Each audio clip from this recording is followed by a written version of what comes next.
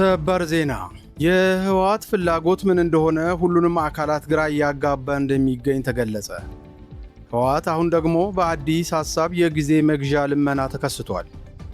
አዲስ አበባ የኦሮሚያ ክልል መቀመጫነቷ በሕገ መንግሥት እንዲደነገግ ምክረ ሐሳብ ቀረበ። ቲክቶክ በሕፃናት ግላዊ ደህንነት ጥሰት ክስ ለአሜሪካ $400 ሚሊዮን ሊከፍል ነው የሚሉት ለሰዓቱ የያዝናቸው የወቅታዊ ጉዳይ ሰበር መረጃዎች ናቸው። የተወደዳችሁ የወቅታዊ ጉዳይ አድማጭ ተመልካቾቻችን የከበረ ሰላምታችን ይድረሳችሁ እያልን እነሆ የምሽት ጥንቅራችንን ይዘን ተገኝተናል። ዜናውን ላይክና ሼር፣ ሚዲያችንን ሰብስክራይብ በማድረግ ዜናውን እንድትጀምሩ እየጋበዝኩ አሁን ወደ ሰበር መረጃዎቹ አልፋለሁ። ተከታተሉ።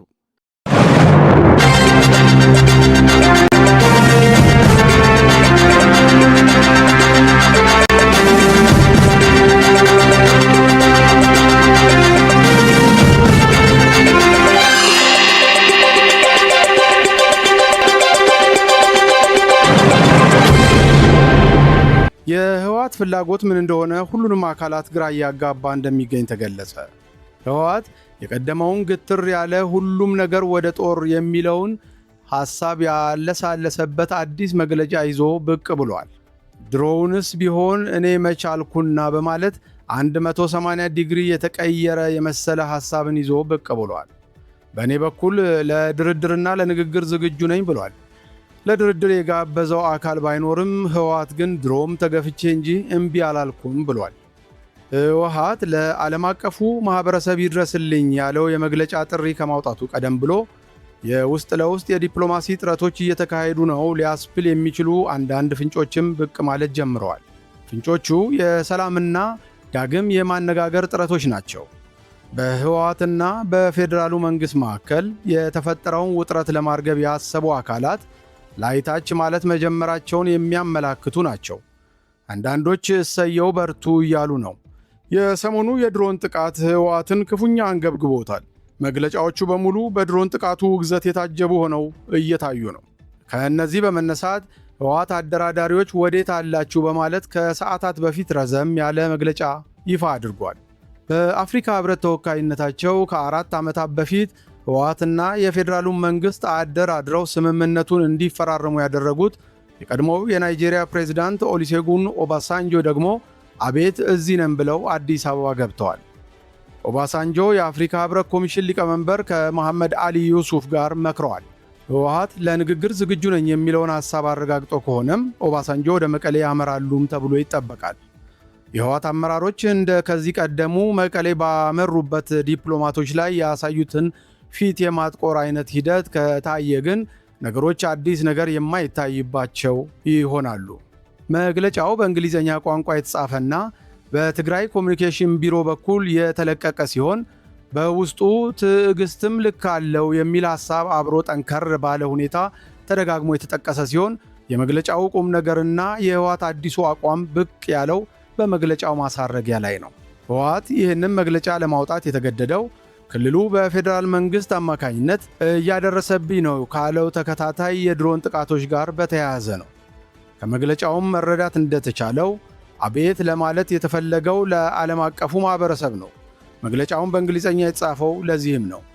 በእርግጥ ቀደም ባሉት ጊዜያት ህወሓት መላ የትግራይን ህዝብ ከገጠር እስከ ከተማ እየሰበሰበ ባወያየበትና ሳምንታትን በፈጀው በአመራሮቹ በኩል ሲገለጽ የነበረው የፕሪቶሪያው ስምምነት ከተፈረመበት ጊዜ ጀምሮ የነበረው ትዕግስት ሙሉ በሙሉ ተሟጦ እንዳለቀና የልመና ጊዜ የተባለውም ወቅት አክትሞ የሰላም አማራጭ የሚለው በር እንደተዘጋ ነበር። በዚህም መጨረሻ ላይ የደረስንበት ድምዳሜ ስርዓቱን ፊት ለፊት ተፋልመን መጣል መሆኑን አምነን መዳረሻችንን 4 ኪሎ ለማድረግ ቆርጠናል የሚሉ ተደጋጋሚ ሐሳቦች በህወሓት አመራሮች በኩል በየመድረኩ ሲሰሙ ከርመዋል።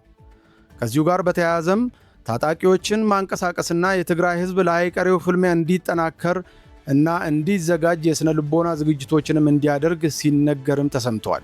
የግዳጅ ወታደራዊ አፈሳው በስፋት የቀጠለበትና ለዚህም ጥብቅ ሕግ የወጣበት ሁኔታም ታይቷል። የተፈጠረውን ውጥረት ተከትሎም የተወሰኑ ወታደራዊ ግጭቶችም ተስተውለዋል። የአሁኑ መግለጫ ባለፉት ተከታታይ ቀናት በተለያዩ ቦታዎች የደረሰውን የድሮን ጥቃት ተከትሎ የወጣ መግለጫ መሆኑን ራሱ መግለጫው ያትታል። መግለጫው የድሮን ጥቃቶቹ በየትኞቹ አካባቢዎች እንደደረሱ በዝርዝር ስም እየጠቀሰም ያትታል። የመግለጫው ይዘት የትግራይ መንግስት እያለ ይቀጥል እንጂ መግለጫው የተጻፈበት ወረቀት ሄደር ክልላዊ መንግስት ይላል። ይዘቱና የማህተም መምታታትም ትግራይን በተመለከተ በራሱ በህወሓት ፖለቲካ ውስጥ ያለውን መምታታት በተወሰነ ደረጃ የሚያመላክት ተደርጎ የሚወሰድም ነው። ትግራይን እንደ ክልል እንደዚሁም ትግራይን እንደ ሀገር በመቁጠር መካከል ያለው መምታታት ተደርጎ ሊወሰድ የሚችልም ነው። መግለጫው በትግራይ ላይ እየተካሄደ የሚገኘውን ተደጋጋሚ ጥቃት በተመለከተ ዓለም አቀፉ ማህበረሰብ ዝምታውን እንዲሰብር በግልጽ እንዲያወግዝ የትግራይ መንግስት ይጠይቃል ይላል። እዚህ ጋር የትግራይ መንግስት የሚለው አጠራር ወይንም ስያሜ ይሰመርበት። ህወሓት በተደጋጋሚ ደርሷል ያለውን ጥቃት አውግዙልኝ በማለትም ለዓለም አቀፉ ማህበረሰብ ጥሪ ከማቅረብ ባሻገር እርጀንት ዲፕሎማቲክ አክሽን ሲል ያስቀመጠውን አፋጣኝ ዲፕሎማሲያዊ እርምጃ ይወሰድልኝ ሲልም ጠይቋል። ይህም ተከታታይ ጥቃት ባለበት ዝም ከተባለ በቀጣይ ነገሮች ተባብሶ ተመሳሳይ ጥቃቶች እንዳይፈጸሙም ያደርጋል ሲልም ህወሓት ዓለም አቀፉን ማህበረሰብ ተማጽኗል። ህወሓት በዚህ ዓለም አቀፍ ማህበረሰብ የድረሱልኝ የጥሪ መልእክቱ በዚህ አላበቃም። የእናንተ ዝምታ እንደ መስማማት ስለሚቆጠር አደጋ አለው በማለትም ቀጣይ ወረራዎች እንዲከተሉም እንደ ግብዓትነት እንደሚያገለግል ማወቅ አለባችሁ ሲልም አጥብቆ ያሳሰበበት ሁኔታም ጭምር ታይቷል። ለድርድር ዝግጁ ነኝ የሚለው አዲስ የአቋም ለውጥ የመሰለ ሐሳብን ብቅ ያለው ከዚሁ በኋላ ነበር። ይኸው በትግራይ ኮሚኒኬሽን ጉዳዮች ቢሮ በኩል የወጣው የህወሓት መግለጫ እውነት ለመናገር እኛ ለሰላም ያለን ቁርጠኝነት አሁንም የጸና ነው ይላል።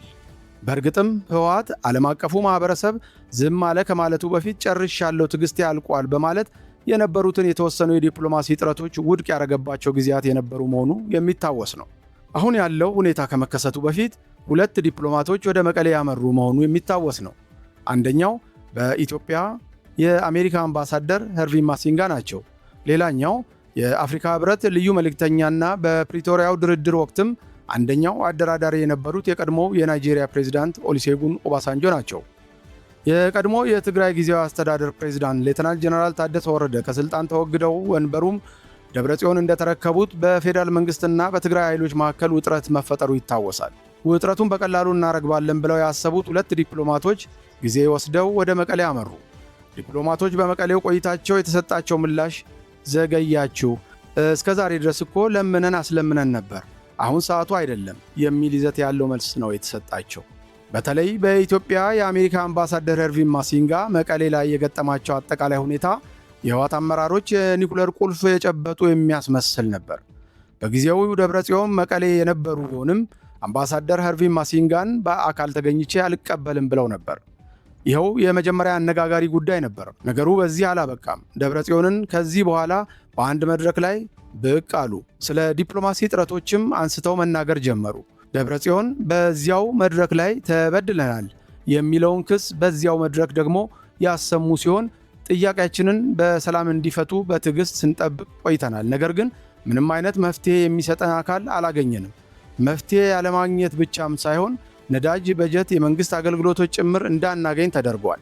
ከዚህም ባለፈም የድሮን ጥቃት ሰለባም ሆነናል ሲሉም ጦርነት ለማካሄድ ምክንያት ነው ያሉትን ለማስረዳት በሰፊው ጥረቶችን ሲያደርጉም ተስተውለዋል። ደብረጽዮን በዚህ ማብራሪያቸውም ህልውናችንን ለማረጋገጥ በቁርጠኝነት መታገል አለብን በማለትም የትግራይ ህዝብ በታሪክ ውስጥ ለማንኛውም የቅኝ ግዛት ወይንም ጭቆና ተንበርክኮ አያውቅም ሲሉም ነበር የተናገሩት። ህወሓት እያካሄደ ካለው የጦርነት ዝግጅት ጋር በተያያዘ በአሜሪካ መንግስትና በአውሮፓ ህብረት በኩል ጠበቅ ያለ ማስጠንቀቂያ ቢሰጠውም እዚያው ሰሞን ሰፊ ማብራሪያ የሰጡት ደብረጽዮን እረፉ በማለት መቀሌ የሚመላለሱት አምባሳደሮችና ዲፕሎማቶች እውነቴን ነው የምላችሁ ከመመላለስ ውጪ ነው ሊባል የሚችል ጠብ የሚል ነገር ነው የማያመጡት፣ እንዲሁ ከንቱ ናቸው ሲሉም ነበር ያጣጣሏቸው። እነሱ የሚሉን እረፉ፣ ሰላም አውርዱ ነው። እኛ ደግሞ የምንለው ችግር አለብን ነው። ዋናው ቁም ነገር ብልጽግና ትግራይን ግዛት የመመለስ ምንም አይነት ፍላጎት የሌለው መሆኑ ነው። ከዚህ መንግስት የሚከበር ሉዓላዊነትና የምንጠብቀው ሰላም የለም። ባጭሩ በቃ እኛ ቆርጠናል፣ እንወያይ ብንል መልስ የለም ሲሉም ነበር የተናገሩት። ደብረጽዮን ተስፋ ቆርጠናል ከሚሉ የመቀሌ ንግግራቸው ጀርባ ህወሓት በግልጽ ወደ ጦርነት የመግባት ጽኑ ፍላጎት እንዳለው የሚያመላክቱበት ሁኔታ ነበር የታየው። በዚህም የመቀሌው ማጣጣል ተከትሎ የተወሰነ የሰላም ጥረትን ጀምሮ የነበሩት ዲፕሎማቶች ፊታቸውን አዞሩ፣ አርፈውም ተቀመጡ። እቺ ነገር ትንሽ ቁንጥጫ ያስፈልጋታል ያለው የአሜሪካ መንግስትም በስም ሳይጠቅስ አክራሪ ህወሓት አመራሮች አለ። እነሱ ላይም የቪዛ ማዕቀብን ጥያለሁ ሲል አስታወቀ። ከቪዛ እገዳው በላይ ፖለቲካ መልእክቱ ከባድ ነበር። በጊዜው እንዴት ሲል ህወሓት የመልስ መግለጫ አወጣ። ለመልሱ መልስ የሚሰጥ አካል ግን አልተገኘም። ህወሓት ከፌዴራል መንግስት ጋር ወደ አዲስ ድርድር ገብቶ ለተፈጠረው ውጥረት መፍትሄ ሊያፈላልግ ይችላል በሚለው ጉዳይ ላይ በስጋትነት የሚነሱ ጉዳዮችም አሉ። እነዚህም ድርጅቱ ከኤርትራ መንግስት ጋር ፈጥሬዋለሁ ያለው ግንኙነት ነው።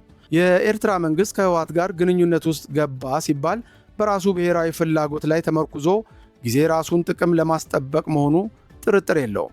ከዚህ አንጻር ህወሓት ከፌዴራል መንግስቱ ጋር ተደራድሮ ወደ መቋጫ መፍትሄ ደረሰ ከተባለ የኤርትራን መንግስት ጥቅም የሚያስጠብቅ ሆኖ ካላገኘው በህወሓት ቀጣይ አካሄድ ላይ የራሱን ተጽዕኖ ሊያሳርፍም ይችላል የሚሉ አስተያየቶችም አሉ። እናም ህወሓት በቀጠናው ጂኦፖለቲካ ውስጥ ራሱን ማጠላለፉን አሁንም ቀጥሎበታል። አዲስ አበባ የኦሮሚያ ክልል መቀመጫነቷ በህገ መንግስት እንዲደነገግ ምክረ ሐሳብ ቀረበ። በኢትዮጵያ ሀገራዊ ምክክር ጉባኤ ሲያከራክር በቆየው የአዲስ አበባ ጉዳይ ላይ የከተማዋ የኦሮሚያ ክልል መቀመጫነት በፌዴራል ህገ መንግስት እንዲሰፍር የሚጠይቅ ምክረ ሐሳብ መቅረቡን ምንጮች ለቢቢሲ ተናገሩ። ከተማዋ ከኦሮሚያ ክልል ጋር የሚኖራትን ግንኙነት በተመለከተ ግን ኮሚሽኑ የመጨረሻው የሚለውን ምክረ ሐሳብ ለመንግስት እንደሚያቀርብ ማስታወቁን አንድ ምንጭ ገልጿል። በ8 አጀንዳዎች ላይ ከአንድ ወር በሚበልጥ ጊዜ ሲካሄድ የነበረው የሀገራዊ ምክክር ጉባኤ ዛሬ ቅዳሜ ነሐሴ 16 ቀን 2018 ዓ.ም የማጠቃለያ ስነ ስርዓቱ ተካሂዷል። ከማጠቃለያው አስቀድሞ ትናንት አርብ ነሐሴ 15 ከአመሻሽ 11 ሰዓት ተኩል ጀምሮ የመጨረሻዎቹ ምክረ ሐሳቦች 4000 ገደማ ተሳታፊዎች ላሉት ጉባኤ መቅረቡን አንድ ምንጭ ለቢቢሲ ተናግሯል። የመጨረሻዎቹ ምክረ ሐሳቦች እንዲገለጹ ሐሙስ ዕለትም የጉባኤው ተሳታፊዎች ተሰብስበው የነበረ ቢሆንም በአዲስ አበባ ጉዳይ ላይ በተፈጠረው አለመግባባት ምክንያት የመፍትሄ ሐሳብ የሚያቀርብ ኮሚቴ እንዲቋቋም መደረጉ ይታወሳል። ይህ ኮሚቴ ከ12ቱ ርዕሳነ መስተዳድሮች፣ ከሁለቱ ከንቲባዎች፣ ከሀገር ሽማግሌዎችና ከባለሙያዎች የተውጣጣ ነው። ይህ ኮሚቴ ከትናንት ጠዋት ጀምሮ ሲመክር እንደነበር ለቢቢሲ የተናገሩት ምንጭ 9 ሰዓት ተቀጥሮ የነበረው ጉባኤ በተያዘለት ሰዓት እንዳልተጀመረም ጠቅሰዋል። ጉባኤው ከተጀመረ በኋላ ምክረ ሐሳቦቹ በአጠናካሪዎች አማካይነት መቅረብ ከመጀመሩ አስቀድሞ በአዲስ አበባ ጉዳይ ላይ ተጨማሪ ሐሳብ እንደሚኖር መገለጹን አክለዋል። ከአጀንዳው 1 ጀምሮ ምክረ ሐሳቦች ተራ በተራ መቅረብ ጀመሩ። አብዛኛው ምክረ ሐሳብ ከዚህ ቀደም 500 አባላት ባሉ ቡድን ላይ የቀረቡት ናቸው። ራሱ ነው የተደገመው። አንዳንድ አጀንዳዎች ላይ ግን ምክረ ሐሳብ እንደቀረበባቸው አስተውያለሁ ሲሉ ምንጩ ተናግረዋል። የፌዴራል ከተሞች በሚለው 7ኛ አጀንዳ ውስጥ ለሚገኘው የአዲስ አበባ ጉዳይ ላይም ከተወሰኑ የቃላት ለውጦች ውጪ ሐሙስ በቀረበው ምክረ ሐሳብ ላይ የተቀየረ ነገር አለመኖሩንም አንስተዋል። በአዲስ አበባ ጉዳይ ከቀረቡ ምክረ ሐሳቦች አንዱ አዲስ አበባ ራሷን በራሷ የምታስተዳድርና ለፌዴራል መንግስት ተጠሪ የሆነች ከተማ መሆኗን እንዲቀጥል ነው። አዲስ አበባ ከኦሮሚያ ክልል ጋር የሚኖራትን ግንኙነት በተመለከተ ደግሞ በሕገ መንግሥቱ ላይ የተደነገገው ልዩ ጥቅም እንዲሻር ምክረ ሐሳብ ቀርቧል። በምትኩም ኦሮሚያና አዲስ አበባ በአስተዳደራዊ ጉዳዮች ላይ የጋራ ተጠቃሚነትን እንዲኖራቸው በሚያስችሉ ጉዳዮች ላይ የሚሰሩበት ዝርዝር የሕግ ማዕቀፍ ይቀመጥ የሚል ምክረ ሐሳብ መቀመጡን ቢቢሲ ያነጋገራቸው ምንጭ አስረድተዋል። የአዲስ አበባ የጸጥታ መዋቅር ራሱን የቻለና ተጠሪነቱ ለከተማዋ አስተዳደር እንዲሆን የሚለውም ከምክረ ሐሳቦቹ መካከል መሆኑን ጠቅሰዋል። ዋና የክርክር ምንጭ በሆነው እና አዲስ አበባ የኦሮሚያ ክልል መቀመጫነት በሕገ መንግሥቱ ዕውቅና እንዲሰጠው የሚጠይቀው ጉዳይ ላይ 2 አማራጮች ተቀምጠዋል። ለዚህ ጉዳይ የቀረበው የመጀመሪያው አማራጭ የከተማዋ የኦሮሚያ ክልል መቀመጫነት በሕገ መንግሥት እንዲሰፍር የሚጠይቅ ነው። ሁለተኛው ደግሞ እንደየክልሎች ዋና ከተማዎች ያሉ ጉዳዮችን የተመለከተ ድንጋጌ በሕገ መንግሥቱ እንዲካተት ይጠይቃል። የፌዴራል ከተሞችን ጨምሮ በሁሉም አጀንዳዎች ላይ የተጠናቀቁ ምክረ ሐሳቦች ከቀረቡ በኋላ ከምክትል ኮሚሽነሮች አንዱ በሆኑት ዶክተር ዮናስ አዳዬ አለመግባባት በተፈጠረበት የአዲስ አበባ ጉዳይ ኮሚሽኑ ስለተከተለው አካሄድ ገለጻ መስጠታቸውን ምንጩ ተናግረዋል። እንደ ምንጩ ገለጻ ዶክተር ዮናስ መግባባት ባልተደረሰባቸው የአዲስ አበባ ጉዳይ ላይ መፍትሄ እንዲሰጥ የተቋቋመው ኮሚቴ የደረሰበትን ድምዳሜ ለተሳታፊዎች ይፋ አድርገዋል። የሽምግልና ኮሚቴው አዲስ አበባ የኦሮሚያ ክልል መቀመጫነቷ መረጋገጡ ተገቢ ነው የሚለው ውሳኔ ለኮሚሽኑ አቅርበዋል ማለታቸውን አስረድተዋል።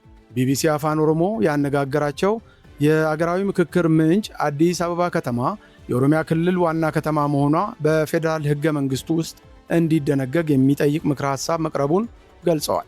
የኦሮሚያ ክልል ኮሚኒኬሽን ጉዳዮች ቢሮ ኃላፊ አቶ ኃይሉ አዱኛ በፌስቡክ ገጻቸው ባሰፈሩት ጽሑፍ ከቀረቡት ምክረ ሐሳቦች አንዱ አዲስ አበባ የኦሮሚያ ዋና ከተማ በመሆን የሕገ መንግሥት ዕውቅና እንዲያገኝ የሚያደርግ መሆኑን ገልጸዋል። ቢቢሲ አማርኛ ያነጋገራቸው ምንጭ እንደሚያስረዱት የአዲስ አበባና ኦሮሚያ ክልል ግንኙነትን በተመለከተ ግን የምክክር ኮሚሽኑ ጉዳዩን በድጋሚ ተመልክቶ የመጨረሻ ምክረ ሐሳብ እንደሚያቀርብ ይፋ አድርጓል። ኮሚሽኑ በአዋጅ በተሰጠው የመጨረሻውን ምክረ ሐሳብ የማቅረብ ስልጣን መሰረት ይህንን ሐሳብ ወስዶ ሌላ ቡድን አቋቁሞ ኮሚሽኑ ጉዳዩን ተመልክቶ ምክረ ሐሳቡን ለመንግሥት እንዲያቀርብ ተወስኗል በሚል ገለጻቸውን አጠናቀዋል። ትናንት የተካሄደው ጉባኤም በተመሳሳይ ቅሬታዎች ተነስተውበት እንደነበረም ምንጮች ለቢቢሲ ተናግረዋል። ቲክቶክ በሕፃናት ግላዊ ደህንነት ጥሰት ክስ ምክንያት ለአሜሪካ $400 ሚሊዮን ሊከፍል ነው። ቲክቶክ የሕፃናትን ግላዊ ደህንነት ጥበቃ ጥሷል በሚል በአሜሪካ የቀረበበት ክስ እንዲቋረጥ $400 ሚሊዮን ለመክፈል ተስማማ። ከዚህ ክስ ጋር በተያያዘ በቲክቶክ የተፈጸመ ከፍተኛው የክፍያ መጠን ነው። ክሱ የቀረበበት በአውሮፓውያኑ 2024 የቀድሞው የአሜሪካ ፕሬዝዳንት ጆ ባይደን የአስተዳደር ዘመን በነበረ የፍትህ መስሪያ ቤት ነው። ቲክቶክን የሚያስተዳድረው ባይት ዳንስ ዕድሜያቸው ከ13 ዓመት በታች የሆኑ በሚሊዮኖች የሚቆጠሩ ሕፃናትን ከፍተኛ መጠን ያለው መረጃ ሰብስቧል በሚል ነበር የተከሰሰው። መረጃ መሰብሰብ በአውሮፓውያኑ 2000 ከወጣው የሕፃናት የበይነ መረብ የግላዊ መረጃ ጥበቃ ሕግ ጋር ይጣረሳል። የአሜሪካ ግዛቶች ፌስቡክ እና ኢንስታግራምን የሚያስተዳድረው ሜታም ይህንን ሕግ ጥሷል ብለው ከሰዋል። ተባባሪ ጠቅላይ አቃቢ ሕግ ብሬን ሽሜት ይህ ክስ ከተመሠረተበት ጊዜ አንጻር አሁን ላይ ልጆችና ወላጆች የተሻለ ከለላ አላቸው ብለዋል። ጉግል የሚያስተዳድረው ዩቲዩብ የሕፃናት የበይነ መረብ የግላዊ መረጃ ጥበቃ ሕግን በመጣስ ተከሶ 2019 ላይ $170 ሚሊዮን ለመክፈል መስማማቱ ይታወሳል። ቪዲዮ ጌም አምራቹ ኤፒክ ጌምስ በተመሳሳይ ክስ 2022 ላይ $275 ሚሊዮን ከፍሏል። ሜታ በ29 የአሜሪካ ግዛቶች በቀረበበት ክስ በ100 ቢሊዮን ዶላሮች የሚቆጠር ቅጣት ሊጣልበት ይችላል። ሜታ የሚያስተዳድራቸው የማህበራዊ ሚዲያ ገጾች የታዳጊዎችን ደህንነት አልጠበቁም በሚል ከቀረቡበት ክሶች አንዱ ባለፈው ሳምንት በፍርድ ቤት መታየት ጀምሯል። ከህዝቡ በተውጣጡ ፍርድ ሰጪዎች ጁሪ የሚታየው ክስ ሜታ ከገጠሙት ፈተናዎች ትልቁ ነው ተብሏል። ቲክቶክ አምና በአሜሪካ ያለውን የንግድ እንቅስቃሴ ማቋረጡ ይታወሳል። ክሱ የቀረበበት ከዚህ በፊት ሲሆን ክፍያ ለመፈጸም የተስማሙት በቻይና ካሉ እንቅስቃሴዎቹ ጋር በተያያዘ ብቻ ነው። ባይት ዳንስ ያለው ሀብት $550 ቢሊዮን እንደሚጠጋ በቅርቡ የወጣ መረጃ ያሳያል። በስምምነቱ መሰረት ባይት ዳንስ እንዲሁም ቲክቶክ ለአሜሪካ ፍትህ ሚኒስቴር $300 ሚሊዮን በአፋጣኝ መክፈል ይጠበቅበታል። በተጨማሪም ከአሜሪካ የንግድ ኮሚሽን ጋር ባለው ስምምነት ተጨማሪ $100 ሚሊዮን ይከፍላል። ከባይት ዳንስ በፊት የነበረው ሚውዚካሊ የተባለው ኩባንያም ከ13 ዓመት በታች ባሉ ታዳጊዎች የወላጅ ፈቃድ ባለመጠየቅ $5.7 ሚሊዮን መክፈል ይጠበቅበት ነበር። የአሜሪካ ፍትህ ሚኒስቴር ቲክቶክ ከሚፈጽመው ክፍያ በዘለለ ሌሎች እርምጃዎች ስለመወሰዳቸው አልገለጸም። ነገር ግን ክሱ ከተመሰረተ ወዲህ ቲክቶክ ጉልህ መሻሻል አሳይቷል ብሏል። መሻሻል ታይቷል የተባለው በግል መረጃ ጥበቃና ታዳጊዎች ላይ በሚደረግ ቁጥጥር ነው። ክሱ ሲመሰረት አቃቢ ሕግ እንዳለው ከ170 ሚሊዮን በላይ ታዳጊዎች ቲክቶክ ይጠቀማሉ። ማህበራዊ ሚዲያው ሕፃናት ላይ ያነጣጠረ እንደሆነም ተገልጿል። ሕፃናት ያለ ወላጆቻቸው ፈቃድ ማህበራዊ ሚዲያውን እንዲጠቀሙ በመፍቀዱም ቲክቶክ ተከሷል። ባይደን ቲክቶክ እንዲታገድ ወይንም በአሜሪካ ያለው ድርሻ እንዲሸጥ ወይንም እንዲከስም ጫና ሲያደርጉ ነበር። ፕሬዚዳንት ዶናልድ ትራምፕ የቲክቶክ የአሜሪካ ድርሻ እንዲሸጥ የወሰኑት አምና ነው። ቲክቶክ አስተያየት እንዲሰጥ ከቢቢሲ ቢጠየቅም ምላሽ አልሰጠም። የተከበራችሁ የቻናላችን ቤተሰቦች ለዛሬ ምሽት ያዘጋጀናቸው መረጃዎቻችን የተከታተላችኋቸው ነበሩ። አብራችሁን ስለነበራችሁ እናመሰግናለን። ዜናውን ላይክ እና ሼር፣ ሚዲያችንን ሰብስክራይብ በማድረግ አጋርነታችሁን ታጠናክሩ ዘንድ የተለመደ የአክብሮት ግብዣችንን እናቀርባለን። መልካም ምሽት።